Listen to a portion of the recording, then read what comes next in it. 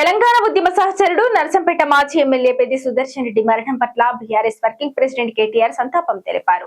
నిబద్ధత కలిగిన ఉద్యమ నాయకుడు పెద్ది సుదర్శన్ రెడ్డి మరణం తనను విషాదానికి గురి చేసేదని తెలిపారు. ఆసుపత్రిలో చికిత్స పొందుతున్న సమయంలో ఆయన కోలుకుని తిరిగి ప్రజల మధ్యకు వస్తారనే ఆశతో ఎదురుచూశాం.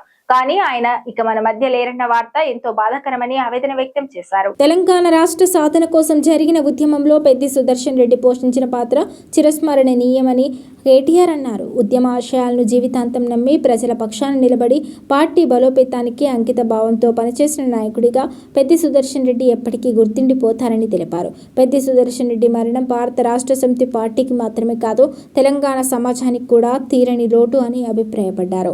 ఆయన చూపిన నిబద్ధత, సేవ, తపన, ఉద్యమ స్ఫూర్తి పార్టీ కార్యకర్తలకు ఎల్లప్పుడూ స్ఫూర్తిదాయకంగా నిలుస్తాయని కొనియాడారు. పెద్ది సుదర్శన్ రెడ్డి పవిత్ర ఆత్మకు శాంతి చేకూరాలని భగవంతుణ్ణి కేటీఆర్ ప్రార్థించారు.